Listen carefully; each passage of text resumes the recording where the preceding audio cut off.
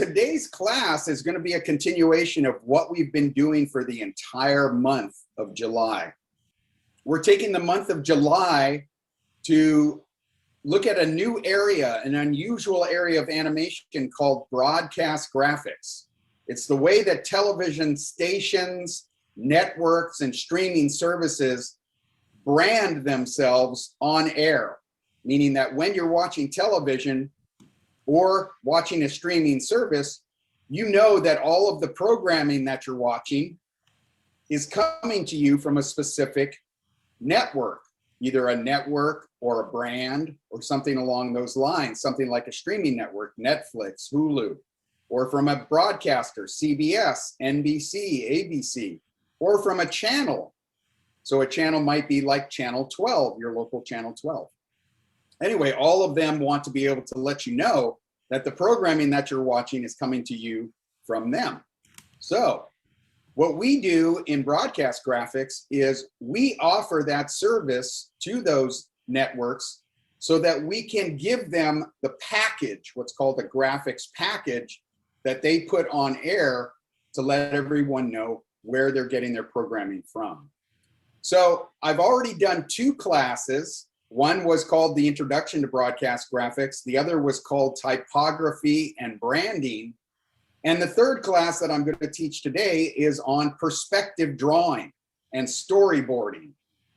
The ability to tell both your potential client, namely the network, and potentially your crew, such as your animation crew and your musicians, things such as that, what you want, what is your idea for branding this particular network. And in order to do that, the best way to do it is in a series of storyboards, both black and white storyboards and color storyboards. And in order to draw those storyboards, you have to be able to draw in perspective, which is a very, very interesting area of drawing. It involves utilizing something that are called vanishing points, which I'm going to go over in great detail. But to start off the class, what I'm going to do is go through several examples of what perspective drawing and branding and storyboarding look like, so you can get kind of up to speed on what I'm talking about before I actually start drawing with you. You and I are going to be drawing together today, okay? So with that, Scott, why don't we go ahead and bring up the first image? So you guys may know of perspective drawing as being able to show something in 3 dimensions.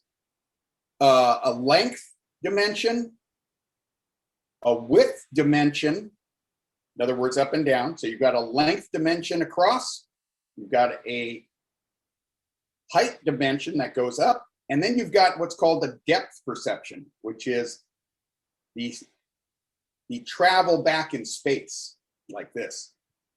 And we use a lot of this kind of drawing for simple communication of 3-dimensional objects. And I'm just going to show you an example. Here's a table that I drew that had an oval top and had several curves in it. But you can see by drawing it in 3 dimensions and in perspective, you get a general sense of the spatial quality of that object. And Scott, if we could go on to the next image. Here's another example of utilizing perspective drawing to show what an object can look like in a dimensional sense. What does it look like as if it were sitting in the room? Rather than it being flat to the camera, it's turned on what we call a 3/4 view, and the camera goes up slightly so it's looking down on the object.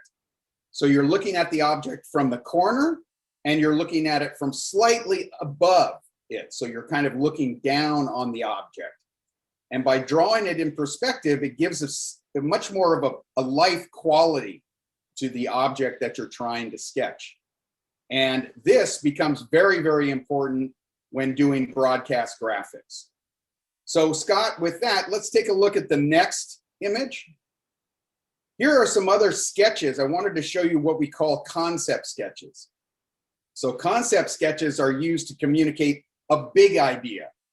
In this case, I was demonstrating what does the internet look like? And this is basically the internet in a nutshell. You can see in the upper left-hand corner, there's a little receiving dish. And that dish is broadcasting this digital content up into the air. Up in the air, it's creating its three-dimensional space of several different film strips. Then things are being put together as you move down the frame to the right.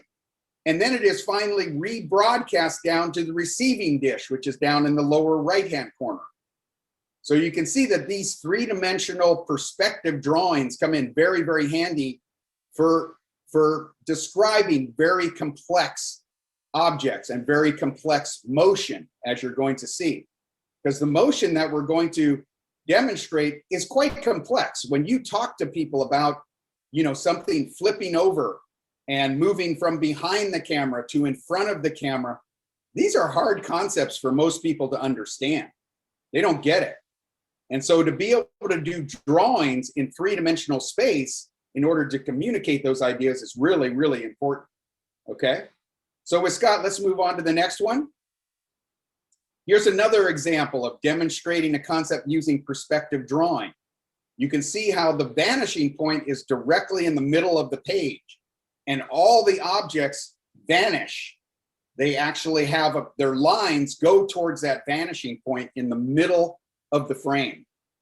So this is a way, like I say, of giving a sketch depth, but it's only drawn on a two-dimensional surface, namely a piece of paper, but you can give this sense of depth by giving it some perspective in your drawing. So Scott, let's move on to the next one. Here's another example using what's called a three-point perspective. Three-point perspective has vanishing lines, a vanishing point to the left and a vanishing point to the right. And then there's a vanishing point down towards your feet. This gives you the ability to look down on an object and give it some perspective. Okay, and now moving on to the next one. Here's an example of an interface. I was designing a computer interface for a client, and I was coming up with what we call a biaxial metaphor, which is basically objects that move up and down on the screen and move left and right on the screen. And in order to do that, I made a three-dimensional drawing that showed those axes. So you've got a horizontal axis that is running left-right, and you've got an up and down axis that's running towards the top of the frame and the bottom of the frame. And these kind of drawings give you a lot of sense of, oh, I understand what the architecture of the object is, the structure, how it's structured, okay? And with that, Scott, let's go on to the next frame. Another example of a three-dimensional drawing, perspective drawing, in order to show space. You get the sense that these are layers of objects on top of each other, okay? All right, with that, let's go into a few more conceptual drawings because I want to show you the value of perspective drawing in terms of communicating ideas. These next four images are different concepts for an interface, what we call a user experience, okay? And these user experiences are oftentimes, again, very hard to communicate to people. Let's go on to the next frame. And go ahead through the next one, Scott. And you can see how these interfaces are hard to describe if you're talking conceptually, that there are a layer of different screens behind the first screen. So one screen will dissolve and the next screen will come forward. And best to demonstrate that through a drawing. You can give the sense that there's a three-dimensional space of cards stacked behind each other, okay? Let's go on to the next one, Scott. Okay, now we're getting into some conceptual drawings where I'm showing the larger concept in one single drawing in the background. In this case, it's a series of a carousel. It's a round carousel, as if you had a slide projector and there were a bunch of slides in the carousel that's on top of the slide projector. You can see how those slides would come forward or back. And every time you're changing the category that you're in. So in this case, you see that there's a category called movies. So now you're going to be able to click on that and go into all the movies that are offered by HBO. You may also go into series, television series. So by clicking to the right, that series screen would come to the front. You click on that, and then you would go in and see all the series. Or you may have specials, which are to the left. And you can see by clicking to the left, that series, that special plate or card would come into the foreground. You would click on that and then be able to go into all the specials being offered. Let's go to the next one, Scott. Here's one where I'm actually using three-dimensional perspective drawing to show planes, different planes stacked on top of each other. And when those planes all turn towards the camera, you're actually looking straight on at the interface. But before that, all of these layers are broken out into what we call Z space, or basically the dimensional deep space that you have. Let's move on to the next one, Scott. Another example where you may have a series of film reels, and those film reels are nested inside of each other. So you might want to show that one reel deals with a particular type of content, then the next reel deals with another type of content. And you may have a pointer, in this case, that sharp triangle, and that triangle may actually come in and show you which one you're highlighting on and then be able to go. I'm going to show you this whole concept in great detail in a little bit. Okay. Then go on to the last one.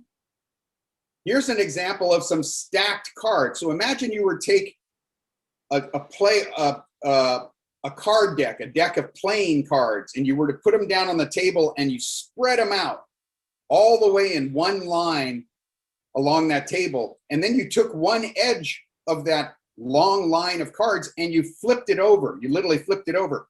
It would cause all the successive cards to also flip over. So you can see that this concept of flipping cards can be described in a perspective drawing like this. Okay. Now I'm going to show you guys, as we start to use this perspective drawing, not just to convey concepts, but to to communicate a story. How do we use perspective drawings to tell a story? Okay. Ultimately, this is going to become a storyboard. But short of that, we want to show how we tell a story, a beginning, a middle, and an end. So with that, Scott, let's move on to the next frame. You probably recall from our first class, if you were here for the entire month of July, we talked about a motion graphic that I designed for ESPN. It was called ESPN Baseball Tonight.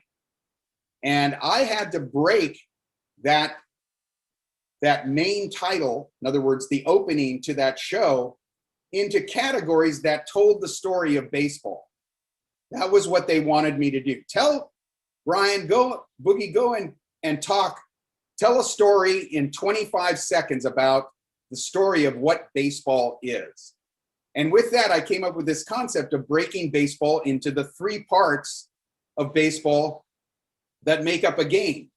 You first of all have the pitch, then you have the hit, and then you have the play. Okay, so let's go back, Scott, real quick. So like I say, there are three basic concepts or three basic parts to the game of baseball. They're three parts. They're called the pitch, the hit, and the play. So what I did was I did some conceptual drawing showing how we could use graphics to describe those three. So the first one here is the pitch. You can see that I actually put the typography, the word, the pitch, into the drawing. And I also included in the background a pitcher winding up and the ball being released by his hand. After that, the story goes into the hit. Let's go to the next frame. Here's an example of how I describe the story of the hit. So I've got the hitter swinging his bat and hitting the ball into the outfield. And you can see that I utilize perspective to show that the ball is rising now. It's going up into the air. Then the ball is caught and they have to do the play. Go on to the next frame.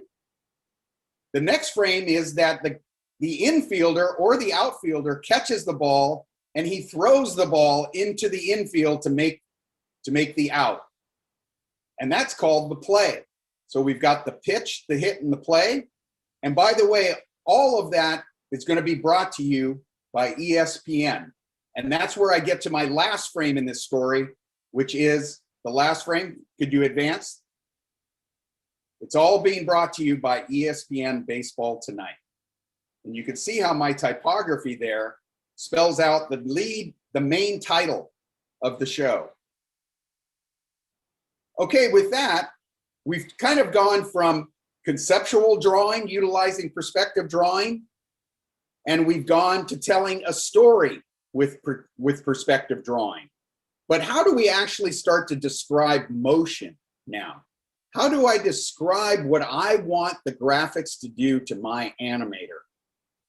Typically, these are computer animations, so the animator needs to build objects in the computer, and then he needs to start moving them over time.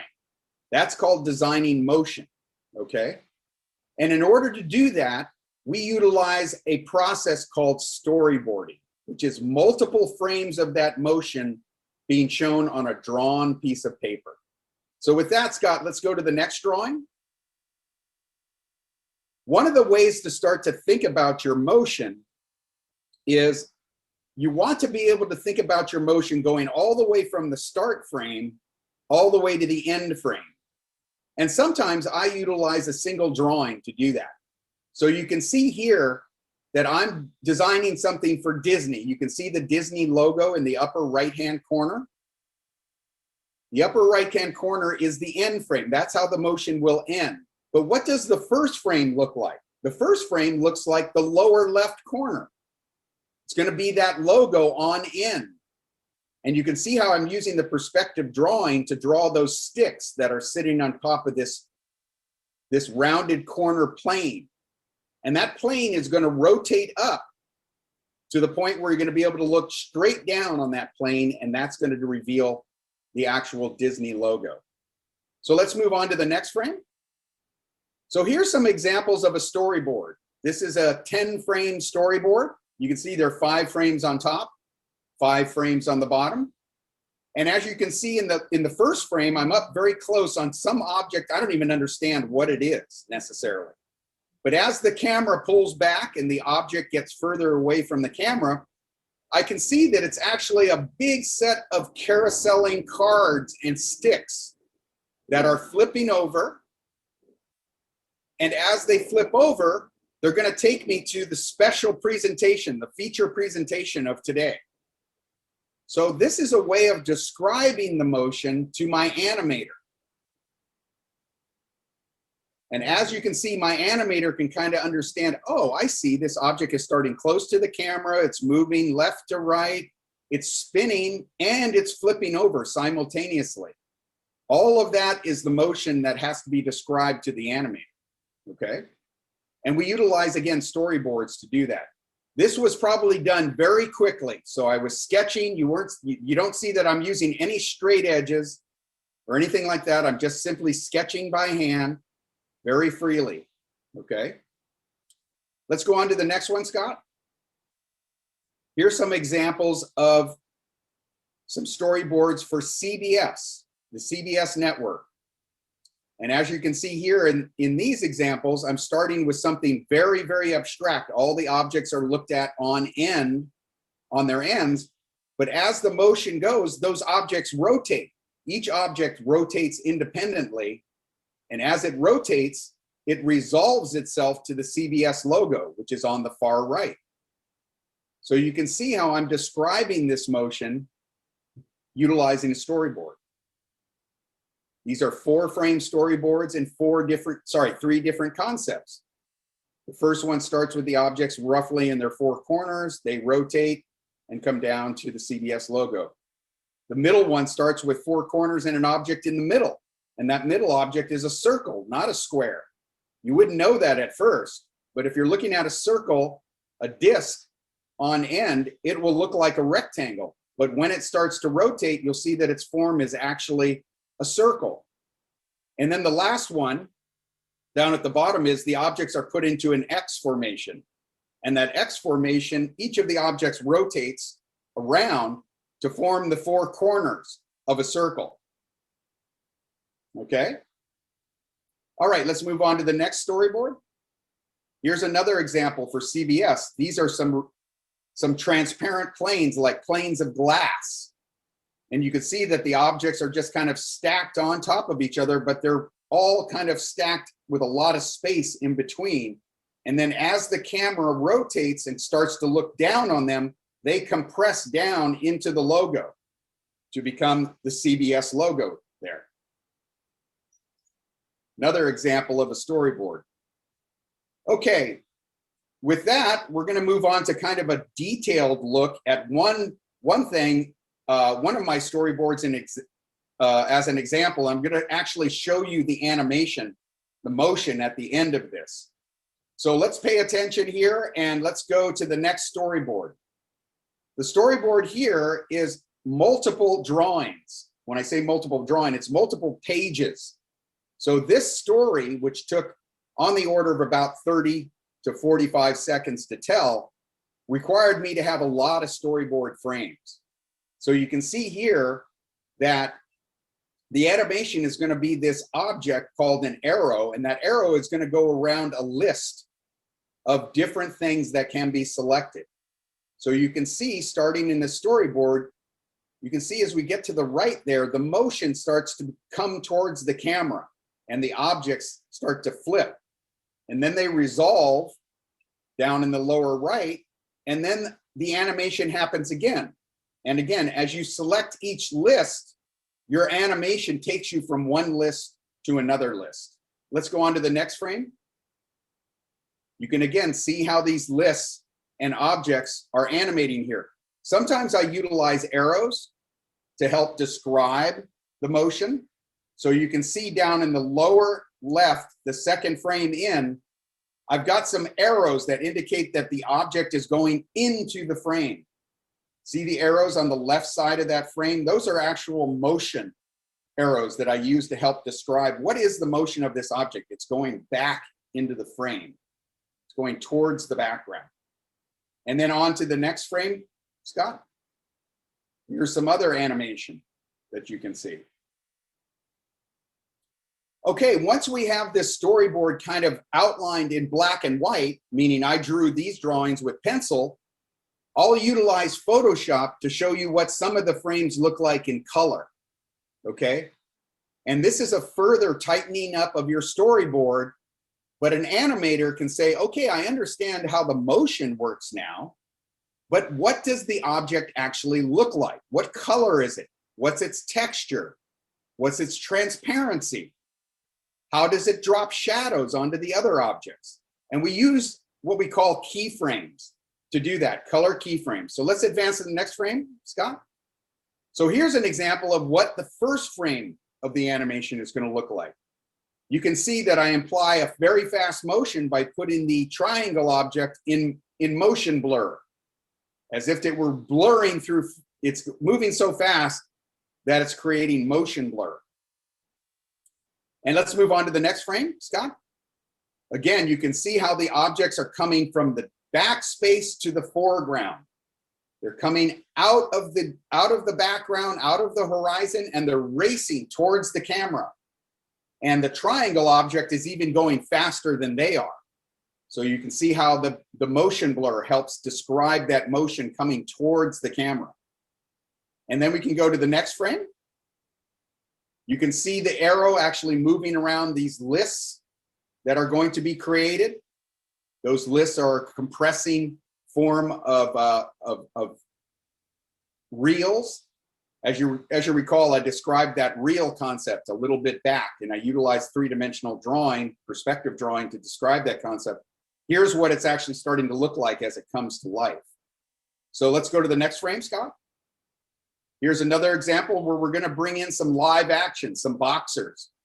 And how do we transition from the graphic that is on screen to the actual live action, the boxers themselves? This is called a wipe. We're actually wiping into the programming itself. That programming in this case is going to be a boxing match. Let's go on to the next frame. Okay, here's the motion.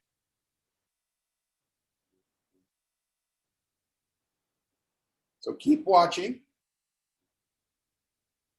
See how this object is quickly moving from list to list? And as it moves, all of this motion is being described via my storyboard. So I needed to utilize my storyboards and my color keyframes to describe what this animation looked like to the animator who animated it in the computer.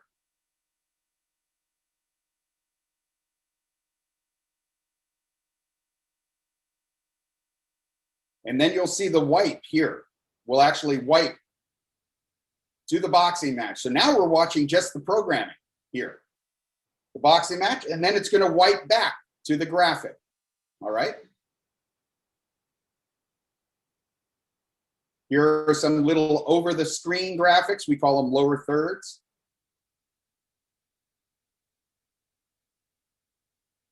And how do we describe that motion too? So Scott, if you don't mind, for the students that are on, let's go ahead and play that movie one more time, starting from the beginning.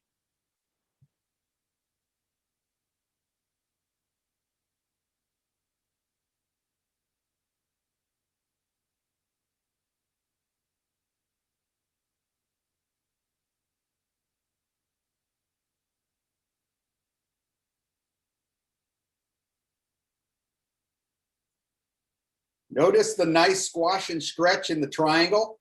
Triangle exhibits some squash and stretch. Watch, right before he selects, he gives anticipation. He goes backwards and then he goes forwards. Watch this. See him?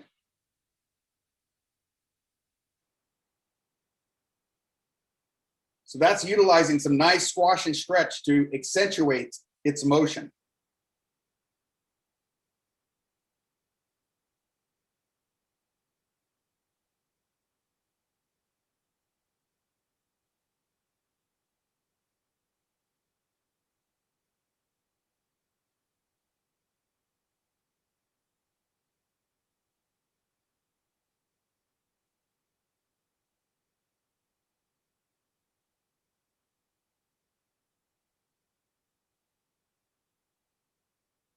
Very good. So all this motion needs to be described to your animators. That's what we use storyboards for. Okay, Scott, what I'm going to do is I'm going to transition to the down shooter. Okay, guys, I'm going to give you a very brief, almost a crash course on perspective drawing. Okay, guys? So with that, the first thing I want to do is describe what kind of tools you're going to need, okay? The first thing you're going to need is a good pencil. Any sort of pencil that you use at school or any sort of drafting pencil. This happens to be what's called a 2B pencil. It's like your classic Ticonderoga pencil that you use at school. It's very good because it's very easy to start drawing and then erasing if you have to. So you're going to need a pencil. You're going to need a good eraser. I happen to have a refillable eraser here where you can refill the actual erasing part of it by simply clicking this part down, opening this up, and pulling out your little eraser bit, which can be very long. Put it back in. And that's your eraser for erasing. See? The other thing you're going to need, and I would highly recommend, is a good triangle. See a triangle? And ideally for perspective drawing, you want to have a triangle that you can see through. You don't want it to be opaque. You want it to be transparent. So while you're drawing your line, you can also see the rest of your drawing underneath your triangle, okay? So this is what's called a 30, 60, 90 triangle. It has those degrees. So here's 90 degrees, here's 30 degrees, and here's 60 degrees, okay? It's called a 30, 60, 90 triangle. Then you also want to have your handy black Sharpie. That's always good to have so that you can draw thick lines that might be things like the frames of your storyboard. You might want them to be drawn very, very thick and black, while the actual motion that you're describing will be drawn in pencil and will be reasonably light relative to the frames. The last thing you want when doing perspective drawing is you want some sort of an object, okay, that is rectangular in shape. In this case, I have a coaster. This coaster is used to put a glass on, but it's also very good for being able to look at motion from very extreme angles, like this. Okay, going from close to the camera to far, going and flipping over. Having an object in your hand that you can refer to in order to be able to draw in perspective. How do those lines converge so that I get the sense that this is floating in space? Okay. So it's always good to have an object, some sort of a three-dimensional object. You can see that it's got a little dimension on it here. Okay. So that way I can kind of use it to my advantage to be able to look at objects in three-dimensional space. Okay. So with that, like I say, I'm going to give you a crash course on perspective drawing. Okay. So in perspective drawing, you're first of all thinking of an object. In this case, it's just going to be a square cube. Okay. A square cube, when you look at it straight on from the front, is going to look like a square. It's going to be very flat. You wouldn't be able to describe to anybody that this square actually is a cube. You could not do that with this drawing. However, you can do it with this drawing. And what we do here is we extend those lines back from the corners in order to show the dimensional space. Okay? So when you communicate a cube to somebody, it's hard to do with a drawing that looks like this. It's better to do with a drawing like this. Now, in this case, all of the lines drawing back to create the depth of the object are parallel to each other. And when they're parallel to each other, you do get the sense that the object has depth, but you don't get the sense that it has a real life existence in the world. In order to do that, we use what's called perspective drawing. So what we do is we turn the object on a corner, and then all of the lines along this side are going to vanish to a point somewhere out here. So this line is heading straight out towards that vanishing point. This line is heading straight out to the vanishing point out here. And this line is heading out towards that vanishing point out here somewhere. The same thing for the lines on the opposite side. These are heading towards a vanishing point that's somewhere up here. But all those lines are going to eventually go towards that vanishing point. You see that? That gives the sense of dimension. And it also makes your drawing far more dramatic. There's a lot more drama in here. You get the sense that, wow, this object is actually sitting on my desk and I'm actually looking at it. Like I could pick that object up. This does a better job of describing the spatial nature of my cube, but you know, I doubt that I could probably pick that up very comfortably. Okay, this one much more example. This is just simply a flat drawing as if I'm looking at my cube straight on. Okay. All right, with that, we sit all of our objects on what we call the horizon. This is called the horizon line. And all of our objects sit on the horizon. When you're looking at it straight on, all the objects, all the sides of the object are sitting on the horizon. When you want to show perspective and depth, you have to take the back lines and lift them off of the horizon. You see how they come off of the horizon here? And then to even get further into creating three-dimensional space. You take the object and you rotate it so that it's 3/4, and all of these not only come off the horizon line, but they go to vanishing points that are off in three-dimensional space, way over here somewhere. Okay? So if we were to take this object that I happen to have in my hands and I look at it straight on, it's basically going to look like this. Okay? But if I take that object and I turn it slightly up so I can see, okay, I see it's got some depth. That depth can be described in your drawing by doing this. Okay? But if you take this object, you bring it up, and now you turn it on three-dimensional space so that it goes back like this, all of a sudden you're getting a much more dramatic view on this object. And all of those lines are converging towards your vanishing points. Okay? You see that? That's why it's always good to have an object like this handy when you're doing these kinds of drawings. All right? Okay, we're going to move on to the next exercise here. And we're going to start to look at these objects as if, first of all, we're a bird. And if we're a bird, we're up in the air and we're looking down on objects. That means you have to be able to see the top of the object. Okay?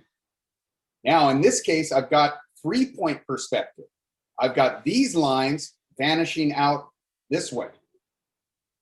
I've got these lines vanishing out this way. And I've got these lines vanishing down to a point down here somewhere. Okay? By virtue of doing that third part of the point perspective, the third point, I can describe being on top of an object and looking down on it. Now let's say I wanted to be a worm. I wanted to be a worm and I wanted to be looking up at the object. Now all of a sudden, my vanishing points have altered. These vanishing points are now going to a point down here. These vanishing points are going to a point down here. And finally, because I'm looking up at the object, these vanishing points are going to a point way up here. So as you can see, by changing the vanishing points, you can change the perspective of an object. And you can describe motion very, very well in this sense, because you can say, I'm going to start my object way down low, looking up at it. And I'm going to end my motion by being way up high and looking down on the same object. Okay? This is called 3-point perspective.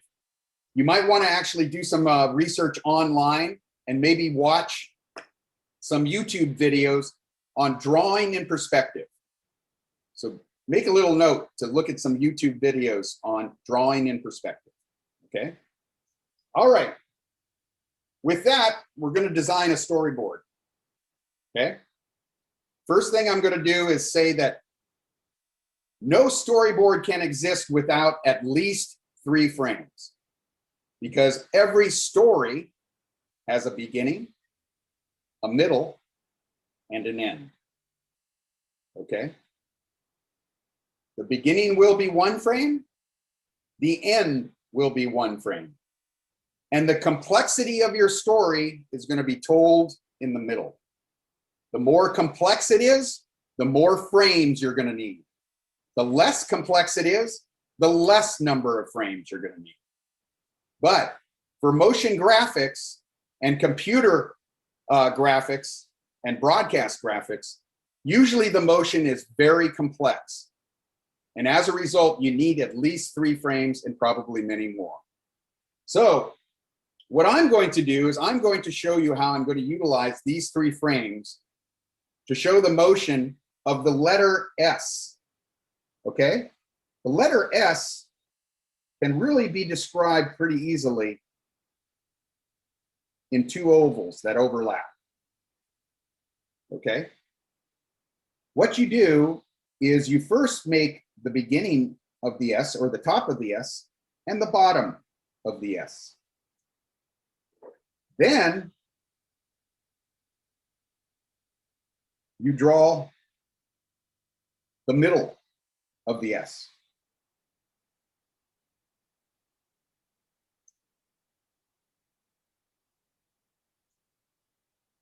Do you see that? It's two overlapping ovals that create the top and the bottom of the S. Now the question is, the letter S is a very complex letter to draw in perspective. It's really, really hard. But I'm going to show you how we utilize these vanishing construction lines to tell the story of this S going approximately from this perspective, okay, all the way down to that perspective. So it's going to start way up here on edge like this, and it's going to float back and then land flat to the camera like that. Okay, so I'm going to start my drawing, okay, with the object on edge. You can see that the perspective lines converge. These lines converge out here. These lines converge out here somewhere. Okay, then I'm going to draw in my ovals, my overlapping ovals here within that box. Okay.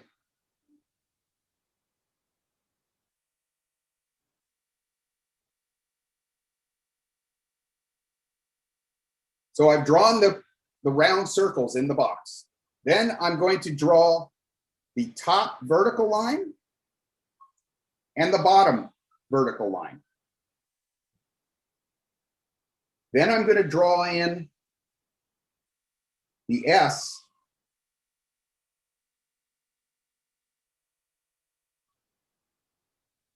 utilizing those ovals as my guide.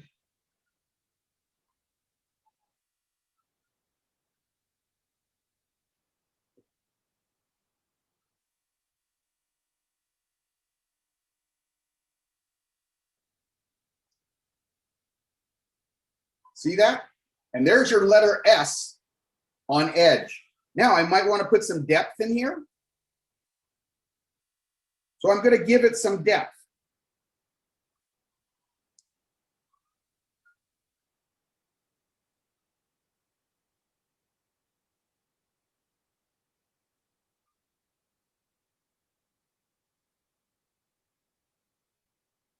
And there's your depth. You might want to color that in just so that it has its three-dimensional space.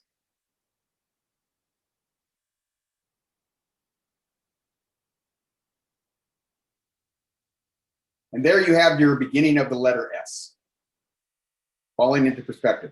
Now I'm going to move on to my next frame, which has now canted the object from being way on camera, or sorry, way close to the camera like this, to getting down to being about like this now. Okay? So I'm going to draw my ovals right in here.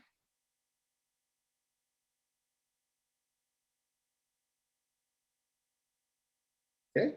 Then I'm going to draw my start serif and my end serif like that. Then I'm going to draw the beginnings of my S form, starting with the top. And then I'm going to finish it off by drawing the bottom, like so. Okay. Then I'm going to connect these two.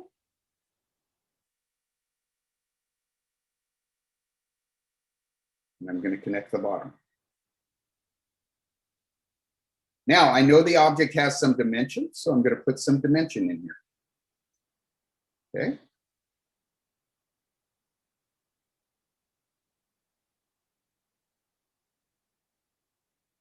Like so.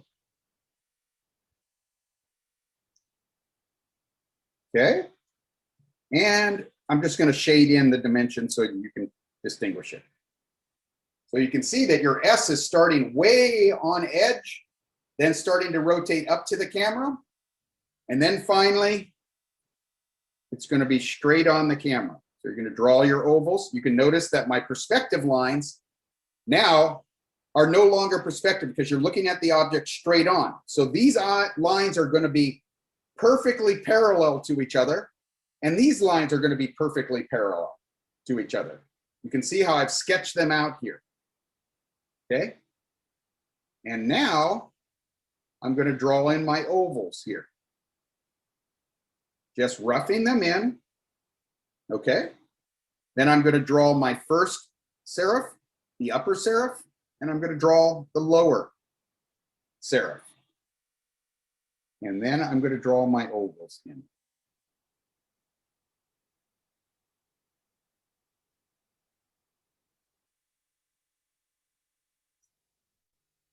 Then I'm going to connect everything.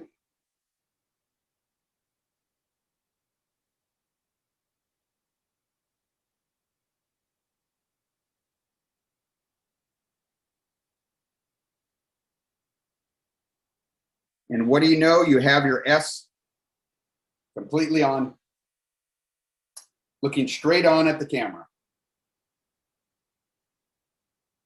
Okay, guys? So that's an example of using perspective drawing in order to describe to your animator how you want this letter form to move, what the motion is going to be. Okay? Now, you can also always put in some helpful arrows. This object is rotating around this way, and it is rotating up this way. Okay? It's continuing to rotate around, okay? And this now is starting to come straight up.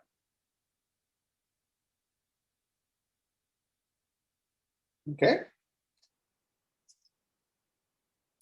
All right, guys, so that's an example of utilizing perspective drawing to draw letter forms and typography in a storyboard. This is how your S is going to start, the beginning of your story. This is what it's going to look like in the middle. And this is how it's going to end the story right there. Okay. In this case, the object is canted over, so you're seeing some depth to the letter form. Okay. Here, because it's rotating more up to be straight to the camera, you're seeing less depth. And then finally, the last form is you see no depth because it's directly behind the object. You can't see it. Okay. I'm going to go back to frame 27. Frame 27, we're starting to actually see a character involved in an environment here. But again, the same tool is utilized to tell my story. The story is going to be a beginning, middle, and end. And in order to tell that story, I have to show them what it looks like in a storyboard. So about every second of the animation is demonstrated by a single drawing. In this case, you can see the TiVo character is sliding down a ramp that have some balls following him. Then he's going to jump off of the ramp and end up landing on a magnet. And that magnet will have grabbed all of those metal balls and is swinging over to a place where it's going to drop the balls into some specific test tubes. Okay, move on to the next frame. Here's an example of TiVo jumping onto a button.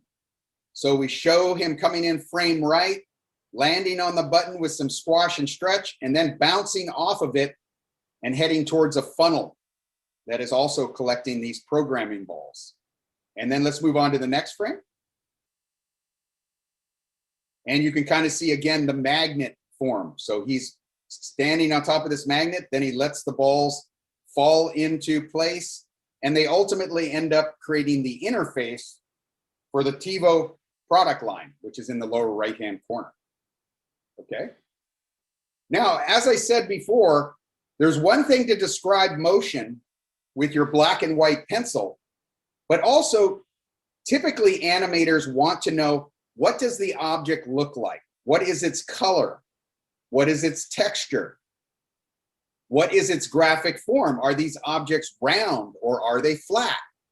How do they receive light? Are they reflective or are they matte finish, where your light is diffused? So with that, Scott, let's take a look at the last image here. And you can see here, here's a color storyboard. So not only is the motion being described, but the color of the objects are being described also. This is typically the last thing you do before you start to actually put objects into motion. Typically, you start your motion design with building your objects in the computer and then moving them from a start frame to an end frame, and the computer actually calculates all of the frames in between. So rather than physically drawing the in-betweens, the computer draws the in-betweens for you. So you have an object, you put it on the left of the screen, then you say approximately 30 frames later, that object should be on the right-hand side of the screen. The computer then goes, okay, if the object is just supposed to move from the left of the screen to the right of the screen in 30 frames, I'll just do equal increments. So it will slowly move the object from the left to the right. And then when you run it at speed, it will look like the object is simply moving across the screen. But each individual frame will have advanced the object just a little further from the left to the right. Okay. So with that, I want to open it up to everybody who's still around, and let's see what kind of things you've been drawing during the class. Believe me, you don't have to share, and it doesn't have to be perspective. I just introduced you to the idea of drawing in perspective because it's very important to broadcast graphics, which is the theme of this month's series. Okay, so does anybody want to share? Liliana, Heather, you guys want to share a little bit? So we've been doing little drawing contests with each other. Oh, good for you. You want to show any of it? Let's see. Oh, wow, that is great. Very fun, very fun. Looks like you guys are drawing characters, which is fantastic. Wow, did you guys try to storyboard this with the same story? You had the same story, but you both drew it differently? Is that how it worked? Yeah. Well done. Looks really good. And actually, they're pretty similar, which is really nice. That's really good, guys. Excellent. Very, very good. Okay, is there anybody else still on? I don't know if there is. Does anybody else want to share? Okay, guys, just wanted to remind you, we are a free service, okay? The Chuck Jones Center for Creativity is a free donation-only service. So if you have time and the desire, please make a donation. You can do that at chuckjones.org. Once again, that's one word, chuckjones.org. All right, guys, and with that, does anybody have any questions? If you don't have any questions, we're going to sign off. All right, guys. Thanks so much again. I'll see you next Thursday, okay? Take care, you guys. Thank you. Bye-bye. Bye. Thank you. Bye-bye. Take care.